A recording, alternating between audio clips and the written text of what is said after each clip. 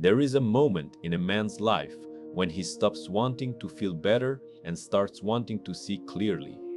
That is the moment he becomes dangerous. Not dangerous because he will hurt others, but because he will no longer be easily controlled. As long as you crave comfort more than truth, anyone who can give you a pleasant illusion owns you. They can flatter you, distract you, validate you, and you will follow them gladly.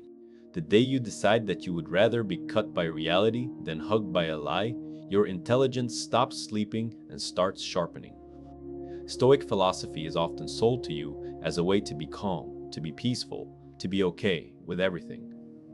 But underneath that surface, there is something far more unsettling. Stoicism is a brutal demand that you stop lying to yourself.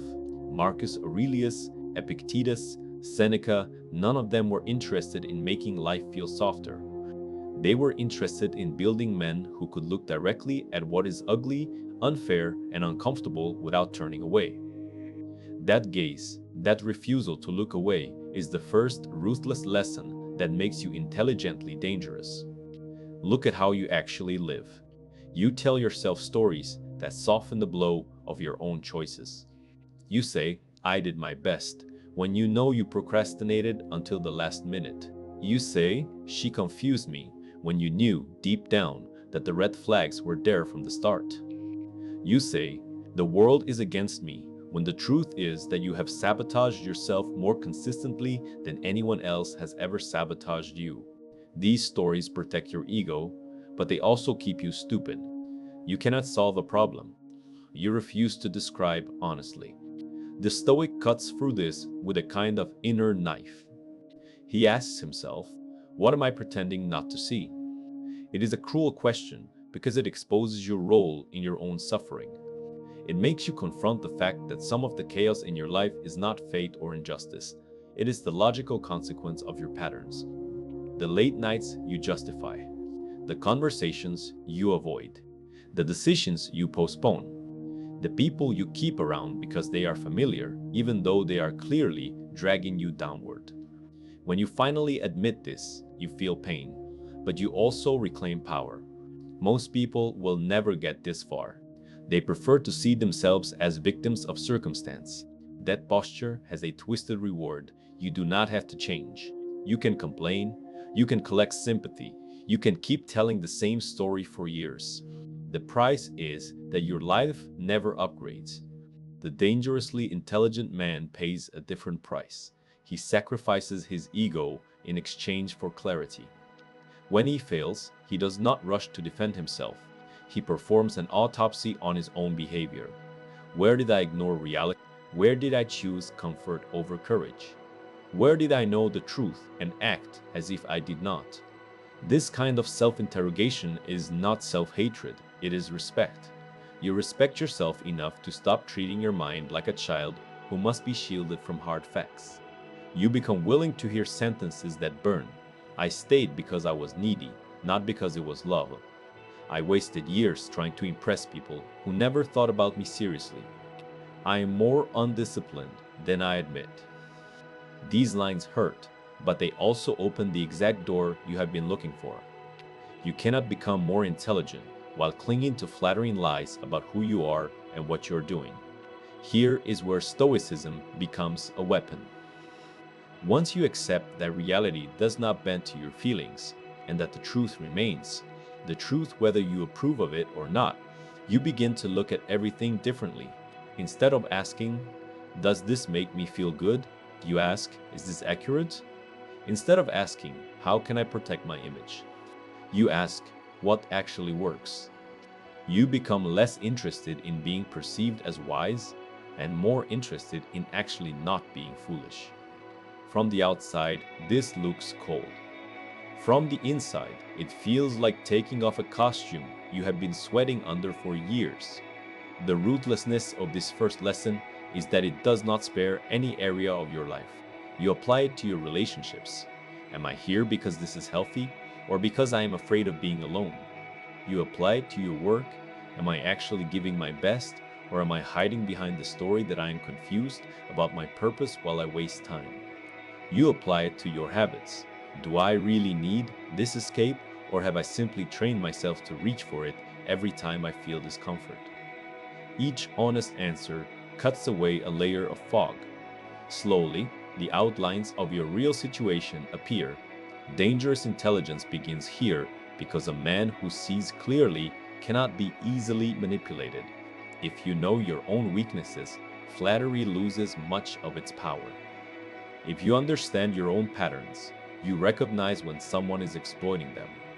If you no longer need to protect a fragile self-image, you can admit when you are wrong faster than most people can lie to themselves. That makes you unpredictable in the best way. You are no longer playing the same games everyone else is playing. Of course, there is a cost. When you stop lying to yourself, you lose the comfort of certain illusions. You might realize that a relationship you build your identity around is hollow. You might admit that the career you brag about does not satisfy you. You might have to face the reality that you have been intellectually lazy, consuming content instead of thinking, criticizing others instead of building something of your own. This can feel like a small death. The Stoics would agree. It is the death of a version of you that was never meant to survive. But on the other side of that death is a man who can finally think, not just about ideas, but about his own life. He no longer needs every situation to flatter him. He can look at data that makes him uncomfortable. He can listen to feedback without immediately defending his pride. He can sit alone with his thoughts without needing constant distraction to avoid them. In a world where most people will do anything not to be left alone with their own mind, that ability alone makes you rare. Paired with the Stoic commitment to reason and virtue, it makes you quietly, dangerously intelligent. One of the clearest signs that a man is not yet truly intelligent is that he takes everything at face value. He believes what people say about themselves. He believes every apology. He believes every threat. He believes that the official reason is the real reason, that the first story is the full story, that the surface is all there is. It is not evil to be this way, it is simply naive. But naivety is expensive. You pay for it in broken trust, wasted years, and constant surprise. Stoic philosophy does not ask you to become paranoid. It asks you to grow out of your childhood way of seeing the world and start noticing what is actually there, not just what you wish were there. The dangerously intelligent man cultivates a kind of calm X-ray vision. He listens to words, but he studies patterns. If someone says they respect you but consistently cross your boundaries, he does not get lost in the pretty language. He watches the pattern. Every time you say no, they push. Every time you try to leave, they guilt you. Every time you express a need, they suddenly become the victim. That pattern is the truth. The Stoic does not need to shout about it or diagnose the person with complex labels. He simply accepts what repeated behavior is saying. This person's real priority is not your well-being, it is their comfort and control. To see what others refuse to notice, you must first overcome your own emotional investments. You ignore red flags, not because they are invisible, but because they are inconvenient. You see the way someone speaks to waiters, the way they react when they are told no, the way they talk about people who cannot defend themselves, and something in you tenses. That tension is your perception trying to warn you. But instead of listening, you put a story on top of it. They were just stressed. No one is perfect. They will change. Intelligence begins the moment you stop arguing with what your eyes and gut keep showing you. Marcus Aurelius did not have access to psychological jargon, but he understood incentives. He knew that men behave according to what they value, not what they preach. In your own life, this means observing what people keep choosing when they are under pressure, when no one is watching, when nothing can be gained from pretending. What do they protect? Where do they fold? What are they willing to sacrifice? And what are they always defending, no matter what? These quiet answers tell you more than 1,000 speeches about principles and morals. This external observation is only half of the lesson. The more ruthless half is turning the same gaze toward yourself. You say you want peace, Yet you keep returning to environments that feed your ego and drain your soul. You say you value honesty, yet you bend the truth whenever discomfort appears. You say you want to grow, yet you choose the same distractions at the first sign of tension. To be dangerously intelligent is to notice that your life is giving you feedback all the time. Your finances, your energy, your relationships, your body, your mood at the end of the day. All of these are reports. They are not insults, they are data. The man who refuses to read them will keep calling himself unlucky. While walking in circles, he drew himself. The Stoic way of seeing is unsentimental, but it is not cruel. It does not add unnecessary drama. It simply insists on alignment between words and reality. When reality contradicts words, reality wins. If someone keeps saying they didn't mean it, but somehow always doesn't mean it in the same direction, always when they are angry, always when they are challenged, always when their comfort is threatened, the Stoic does not waste time arguing about intentions. He steps back and asks what he must do to remain aligned with his own standards. Sometimes that means staying and renegotiating. Sometimes it means quietly stepping away. The intelligence is in the ability to see the pattern clearly enough to make a decision before it destroys you. You also begin to notice how systems work, not just individuals. At work, you see who is actually rewarded and who is just praised in public. In your social circles, you see who people turn to in moments of crisis and who is only invited when there is fun to be had. In yourself, you see what truly motivates you: fear of being alone, hunger for validation, desire for competence, need for control. None of this has to be judged harshly, but if you refuse to see it, you will mistake every system for a mystery and every consequence for bad luck. Intelligence, in the Stoic sense, refuses that excuse. To become this kind of observer, you must slow down inside. People who are constantly reacting cannot see patterns. They only feel hits. They jump from emotion to emotion, from event to event, like someone staring at each frame of a movie without ever seeing the story. Marcus Aurelius constantly reminded himself to take a step back, to view things as a whole, from above, as if he were watching human beings as a species rather than as enemies or allies in his personal drama. You can do the same with your own life. Instead of asking, "Why is this happening to me again?" ask, "What structure in my choices makes this keep happening? What am I choosing that leads me back here?" This is where your intelligence starts to feel dangerous to people who benefit from your blindness. The moment you see that someone only apologizes to reset the cycle and never to change, their control over you weakens. The moment you notice that a company talks about family but discards people the second they burn out, you stop attaching your identity to being a loyal servant there. The moment you recognize that you have turned a coping mechanism into a personality trait, you stop defending it and start dismantling it. You are no longer an easy mark for stories designed to keep you compliant. However, the Stoic warns you against swinging from blindness to bitterness.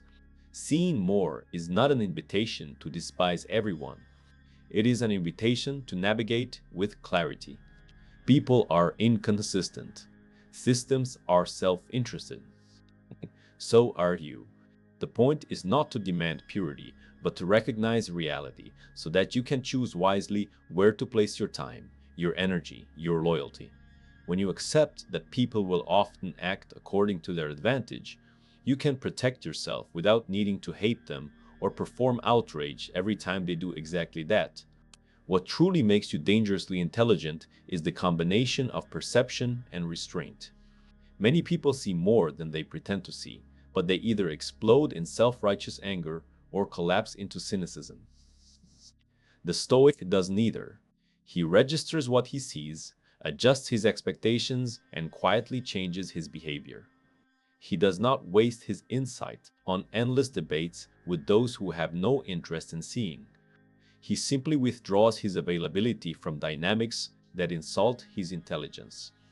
Over time, this creates a life built less on fantasy and more on aligned reality.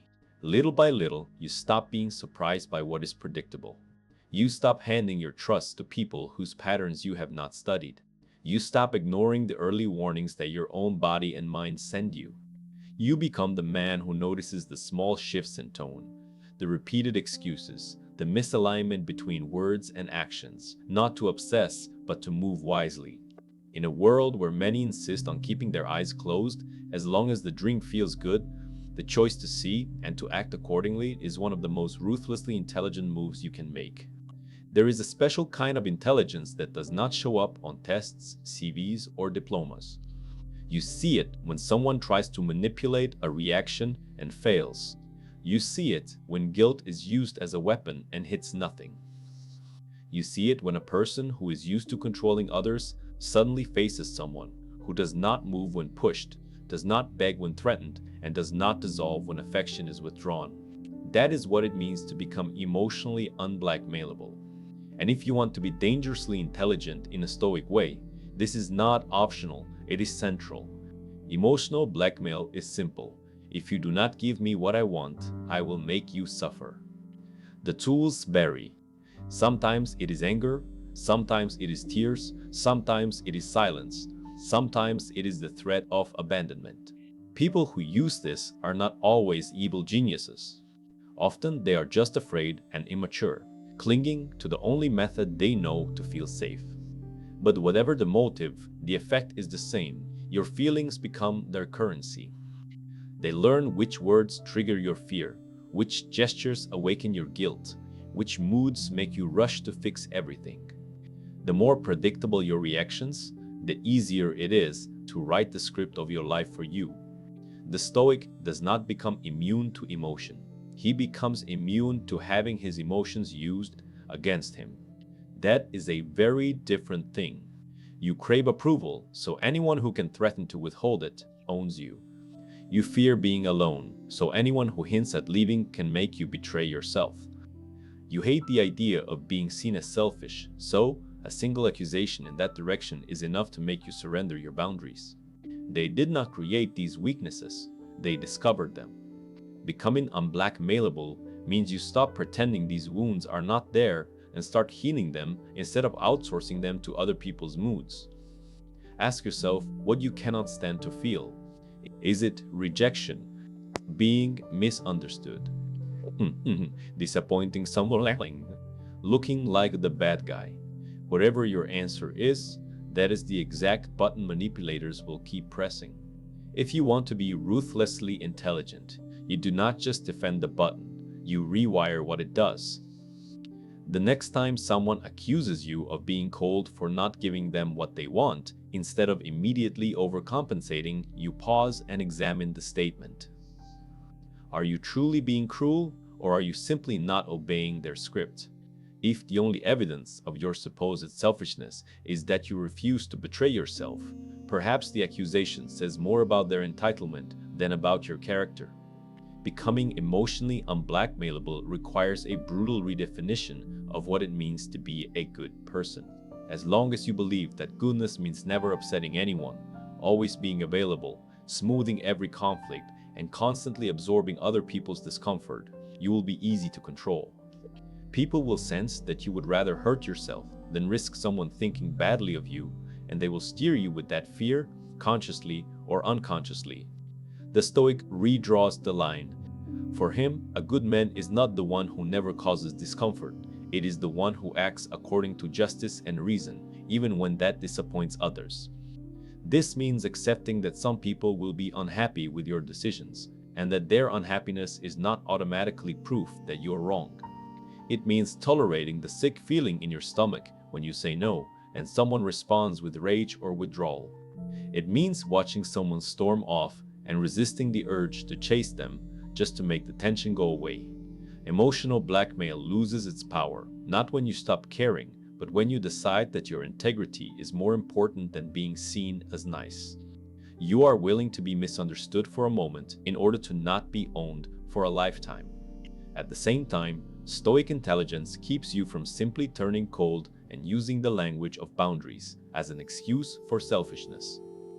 Being unblackmailable is not about becoming indifferent to people's feelings. It is about being able to tell the difference between genuine emotion and strategic emotion. Someone who is truly hurt will usually be willing to talk, listen, and adjust. Someone who is blackmailing you emotionally will only be satisfied when you surrender. One seeks understanding, the other seeks control.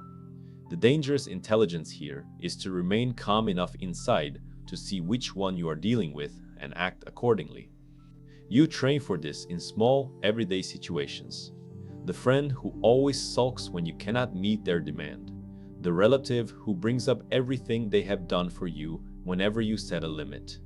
The partner who hints that you must not love them if you do not agree with their wishes. In each case, your old pattern might be to rush in, over-explain, apologize excessively, and rearrange your life just to restore temporary peace. The Stoic pattern is different. You stay respectful, you stay clear, but you do not bend reality to keep someone comfortable. I understand you are upset, you might say, but this is still my decision. Then you hold the line and allow their feelings to pass through them without making them your emergency. Inside, this feels almost unbearable at first. Your nervous system is used to equating other people's displeasure with danger. Maybe in your past, love really was conditional on obedience. Maybe you learned very early that saying no meant abandonment, yelling, or humiliation. No philosophy can erase that history overnight. But as you continue to withstand that inner discomfort without immediately caving, something remarkable happens. Your body learns that you survive it. The feelings rise, peak, and eventually soften. You realize that you can feel misunderstood and still exist. You can disappoint someone and still be a decent man. You can let someone sit with their anger without rushing to rescue them from it. This is where emotional blackmail begins to lose its grip.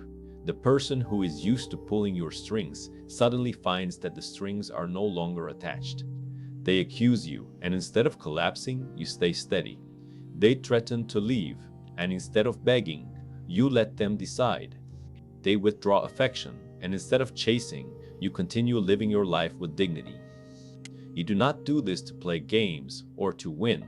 You do it because you have decided that your peace is not a bargaining chip. The threat that once terrified you now sounds different because you have already faced the worst possibility in your mind and made peace with it. Stoic ruthlessness shows up at this point in a quiet inner sentence.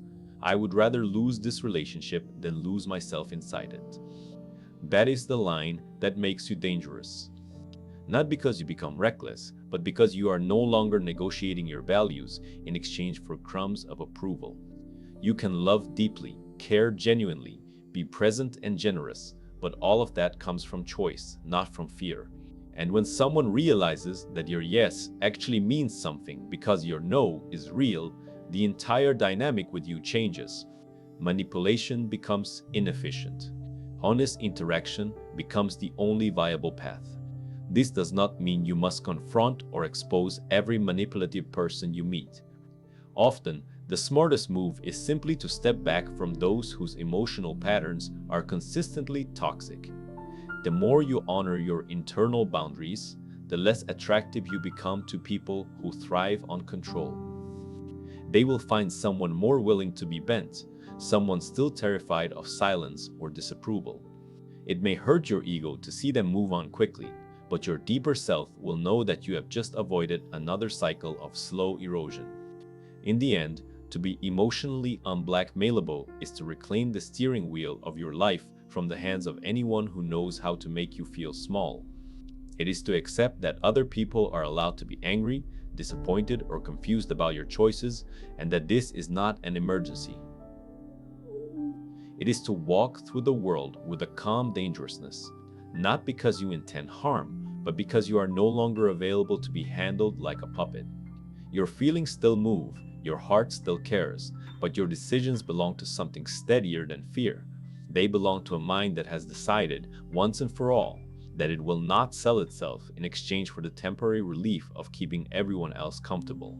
There is a version of intelligence that looks sharp from the outside but is useless in practice. It knows many ideas, quotes many books, understands every psychological terms, but still gets dragged into the same emotional traps over and over again. It can analyze everything, but it cannot walk away from anything. Stoic philosophy is not impressed by that kind of cleverness. For the Stoic, intelligence that cannot detach is just a more sophisticated form of slavery. Knowing that something is bad for you while continuing to cling to it is not sensitivity, it is addiction wearing the mask of depth. Detachment, in the Stoic sense, is not a cold hatred of everything. It is the trained ability to put distance between your judgment and the object of your desire or fear so that you can see clearly again. You do not stop caring, you stop kneeling. You stop treating every preference as a necessity, every wish as destiny, every bond as ownership. The dangerously intelligent man learns to hold what he loves with open hands. He can enjoy, commit, and give himself, but he never forgets that everything outside his mind is on loan, not guaranteed. Look at where your focus leaks. You check who watched your stories, who liked your post, who left you unread. You rehearse conversations that are already over. You stalk people who have clearly moved on with their lives. You fantasize about revenge, about being proven right, about one day walking past them as a perfect, upgraded version of yourself while they regret everything. All of that energy goes into a movie that plays only in your head. It does not move your life forward 1 centimeter. You call it caring. A Stoic would call it a catastrophic misuse of attention. Detachment begins when you stop feeding fantasies that do not translate into action. If you are not going to have the conversation, stop rehearsing it. If you are not going to go back, stop revisiting their profile. If you are done, be done. Shut the door in your mind, not just in your schedule. This does not mean erasing your feelings. It means respecting them enough not to keep reopening the wound so you can watch yourself bleed. Emotional repetition without new behavior is poison disguised as reflection. The second half of this lesson is focus. Once you begin to detach from what drains you, your attention becomes available again. Attention is the currency of your mind. Whatever has it owns you. Most people allow their attention to be fragmented into 1,000 pieces. No wonder they feel weak. Their mind is not a spear, it is a mist. The dangerously intelligent man understands that his focus, directed and sustained, is one of the most powerful weapons he possesses. Stoic focus is not just productivity, it is moral. It asks, what is worth the weight of my attention? Marcus Aurelius had more distractions and crises than you do, but he kept forcing his mind back to the task of the present moment, this letter, this meeting, this duty. He refused to let his mind run wild in fantasies of what might happen or in bitterness about what had happened. Not because he was emotionless, but because he knew that every minute given to what he could not influence was stolen from what he could. To weaponize detachment and focus, you need to make a ruthless inventory. What exactly is swallowing your time and energy without giving you anything of real value in return? Which conversations leave you emptier every single time? Which apps you open, just for a second, and close 40 minutes later without remembering what you saw? Which relationships exist mostly as drama in your mind rather than concrete support in your life? Do not answer with slow ones. See it. Most of your restlessness will be traced back to a small number of leaks you have been too sentimental to close. Then, in classic Stoic fashion, start with one. Detach from one pointless loop. Decide, for example, that you will no longer check the social media of a person you claim to be done with. Not because you hate them, but because you love your sanity more. Or decide that you will no longer argue with people online who do not have the slightest intention of changing their minds. Not because you are superior, but because your limited days are too valuable to be burned in digital shouting matches. Each time you withdraw your attention from a black hole, you regain strength you did not know you had. Now you must aim that strength. Focus without direction is just intensity. The Stoic points it at what he can actually build, fix, or deepen. Your craft. your relationships that are reciprocal and honest, your character.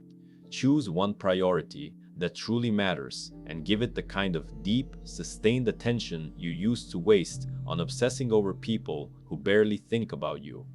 Sit with the boredom. Push through the urge to check your phone every 5 minutes. Let your mind remember what it feels like to stay with something long enough to see it grow. Here is where you become quietly dangerous. While most people are burning their focus, trying to monitor every opinion about them, you are building competence in silence. While they are chasing emotional highs and lows with the same three people, you are detaching from the circus and investing in things that cannot be taken from you so easily. Skills, discipline, a strong body, a clear mind. One day, they look up and cannot understand how you became so different, seemingly out of nowhere. They did not see that it was not a sudden change, it was the accumulated effect of 1,000 small acts of detachment and 1,000 small acts of focus. Stoic ruthlessness here is simple. If something consistently makes you weaker, you cut your attachment to it. If something consistently makes you stronger, you feed it your attention on purpose. There will be grief in this. You may have to walk away from stories you loved living inside, from people you loved trying to fix, from versions of yourself that felt dramatic but important. You will feel empty at first, as if you have taken away the noise that filled your days. Do not rush to refill it. Let the emptiness teach you where you had been numbing yourself. In that quiet, your focus will slowly learn where it truly belongs. Not spread thin over every potential distraction, but anchored in a small number of things that align with the man you are trying to become. To the outside world, you may appear less available, less reactive, less easily entertained. The point of weaponizing detachment and focus is not to be more pleasant to everyone. It is to be more effective, more coherent, and more immune to the kind of chaos that keeps most people stuck. You do not need to announce this transformation. Just start choosing, again and again, to give your mind only to what deserves to live there. The danger of a man like that is not in what he might do to others. It is in what others can no longer so easily do to him. If you want to know how dangerous a person really is, do not look at how loud they are in a single moment. Look at how they behave over years. Anyone can be intense for a week. Anyone can reinvent themselves for a month. Anyone can pretend to be disciplined while motivation is high and the novelty of change still tastes sweet. What exposes real intelligence is not a burst of effort, but the ability to think and act in timelines that scare most people. The modern mind is addicted to the short term. Stoic intelligence is built for the long game. You live in a culture that worships speed, fast results, fast replies, fast money, fast validation. Apps are designed to reward you instantly for the smallest action. Scroll, tap, like, react. Your nervous system learns to expect a hit of stimulation every few seconds. In that environment, patience feels like death. Anything that does not give you quick feedback feels broken. The problem is that everything that actually matters in a serious life, mastery, character, deep relationships, health, financial stability, inner peace, grows slowly. If you cannot endure the boredom and insecurity of long-term work, you will always trade your future for a little comfort now. The Stoics understood this long before social media. Marcus Aurelius wrote to himself as if he were speaking to a stubborn student. Stop chasing pleasure. Stop demanding immediate rewards. Stop expecting the world to pay you right away just because you did something difficult. Your job is to plant and cultivate, not to scream at the soil. The ruthlessly intelligent man takes this to heart. He learns to derive satisfaction not from getting everything quickly, but from knowing that his direction is correct even when results are not yet visible. Look at how easily you abandon paths that do not pay off fast. You start training your body and 2 weeks later you are discouraged because the mirror has not transformed. You start reading seriously and after a month you feel you are still behind others who have been thinking deeply for years. You try to set boundaries and the first time someone reacts badly, you decide it is easier to return to your old habits. In every case, you are acting like a man at the gym who lifts the weight once and complains that he is not strong. The problem is not the weight, the method, or fate. The problem is your relationship with time. Playing the long game means that you consciously choose to be misunderstood in the present. People will not see immediately why you are doing what you're doing. They may laugh at your routines, your discipline, your refusal to blow money or time the way they do. Stoicism prepares you for this. The Stoic understands that many will judge by today's sensation what only makes sense when viewed across a decade. He accepts the loneliness of that choice. This is especially visible in how you handle discomfort. The average person treats discomfort as a signal to stop. The Stoic treats certain kinds of discomfort as a sign he's exactly where he needs to be. When you study instead of doom scrolling, your mind fidgets. When you save money instead of buying another toy, you feel a small pang of deprivation. When you continue a difficult conversation instead of escaping, your chest tightens. A man addicted to instant relief escapes all of this and calls it listening to his feelings. A dangerously intelligent man recognizes that many of his feelings were trained by a weak culture. He listens, but he does not obey blindly. Notice, though, that the long game is not an excuse to endure pointless suffering. Stoic endurance is not staying in bad situations forever because one day this will pay off. It is about aligning your present sacrifices with a clearly imagined future you actually want. If you are suffering for something that, even in your best case scenario, would not create a life you respect, that is not virtue, that is delusion. To think this way, you must learn to zoom out. When you face a temptation, you do not just ask, "What do I want right now?" You ask, "If I repeat this choice for the next 5 years, who do I become?" The cookie today is nothing. The skipped workout today is nothing. The one phone call you avoid today is nothing. But multiplied by hundreds of days, these are no longer small events. They are a destiny.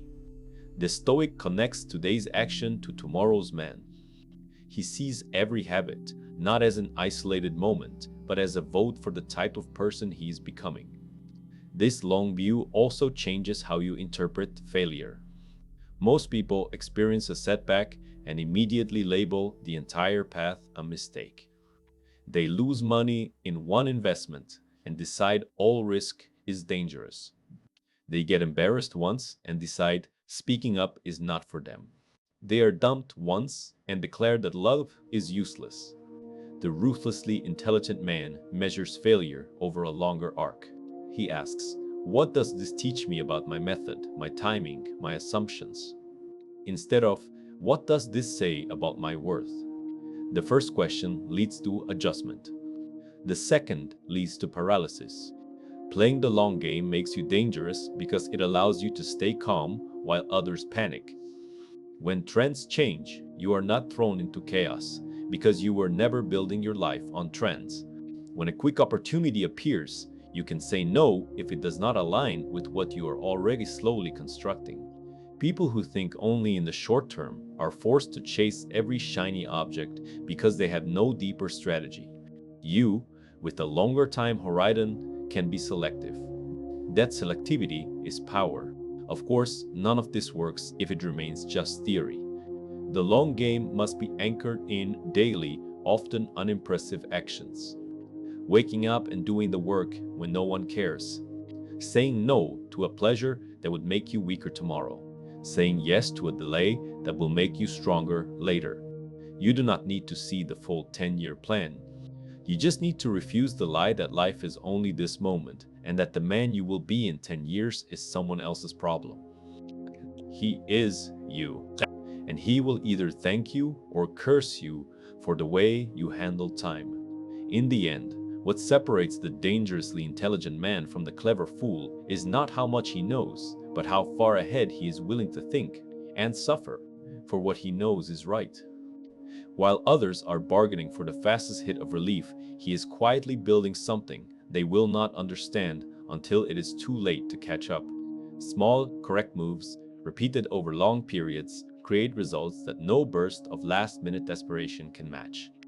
Stoicism invites you to become that kind of man, slow to panic, slow to quit, slow to sell your future for comfort, and very quick to remember that time, not intensity, is the real test of your intelligence. If all of this ended with you becoming sharper, harder, and more detached, you would not be stoic. You would just be a colder version of the same old problem. There's nothing impressive about a man who can see through everyone, control his reactions, detach at will, play the long game, and then uses all of that to manipulate or humiliate people who trust him. That is not dangerous intelligence. That is weaponized emptiness. The Stoic ideal is different. It is a man who could be frightening, but chooses a code. He is dangerous not because he is cruel, but because he is free and still decides to act with virtue. This is the final, ruthless lesson. Intelligence without a code is just a more refined form of stupidity. The point of becoming brutally honest with yourself, seeing what others will not see, becoming emotionally unblackmailable, wielding detachment and focus, and thinking in decades is not to sit above humanity and laugh. It is to stop being another pawn on the board and start being responsible for the one piece you truly control yourself. You are not training to become a villain who sees through everything. You are training to become a man who cannot be easily bought, bullied, or seduced away from what he knows is right. Stoic philosophy ties intelligence to character. It does not care how quickly you can analyze a situation if you still choose cowardice when it is time to act. It does not care how accurately you can read people if you use that insight to exploit them. It certainly does not care how many clever phrases you post online if your private life is ruled by the same impulses you pretend to be above. For Marcus Aurelius, a smart man who constantly abandons justice, courage, temperance, and wisdom is not intelligent at all. He is simply skilled at finding excuses for his own weakness. So what does it mean to be dangerously intelligent with a code?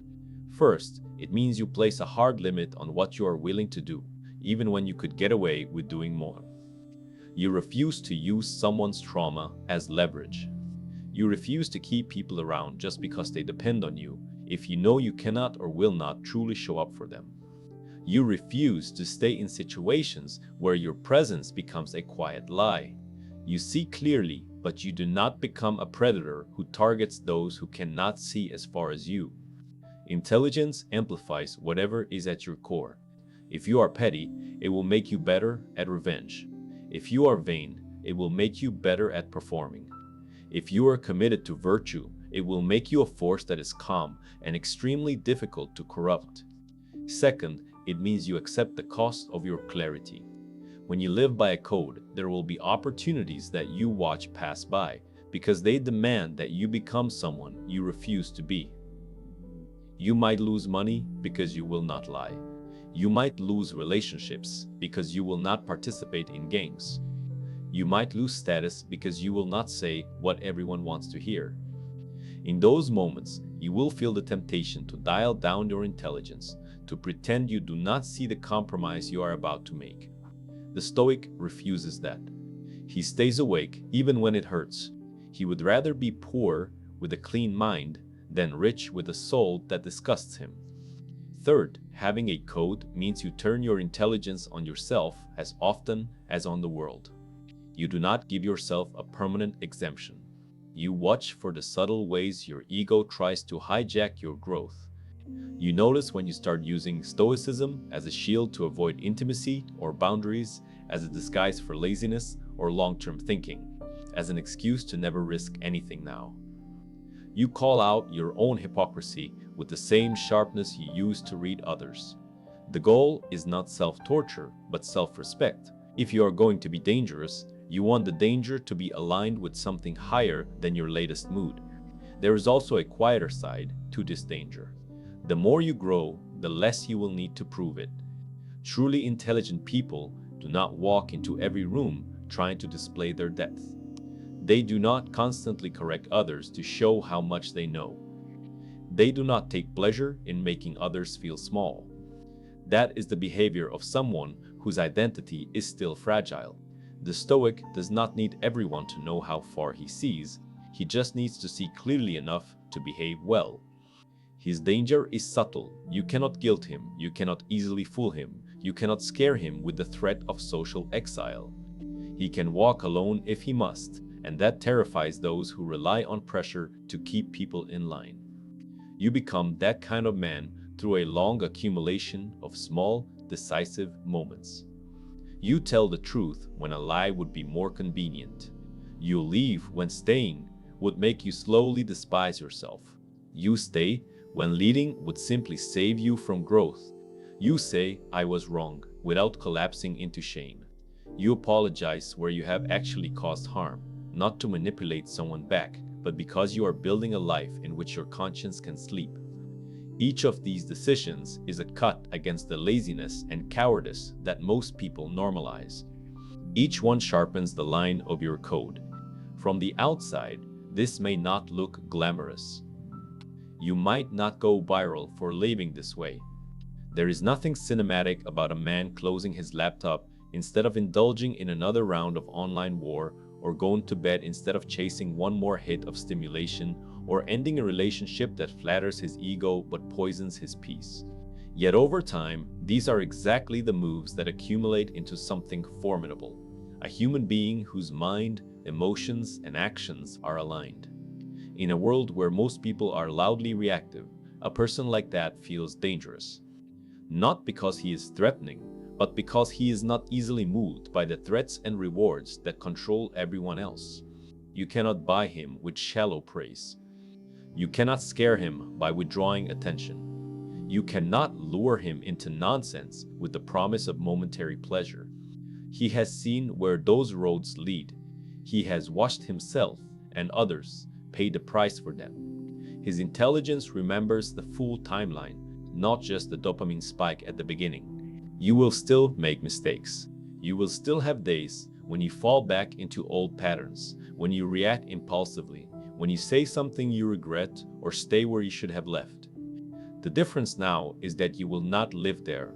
You will not build a home in your worst moments. You will return to your code, revise your behavior, and keep moving.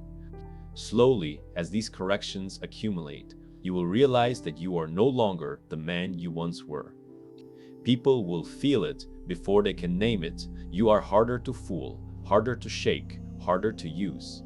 That is the gift and the burden of becoming dangerously intelligent with a Stoic spine. You do not just understand more, you are responsible for more. You are responsible for what you see and what you do with it. Use that sight to free yourself and to walk cleanly through a world that profits from your confusion. Let others play at being clever. Your task is more severe and more beautiful, to live as a man who could break things, but instead chooses, day after day, to build something stronger inside himself.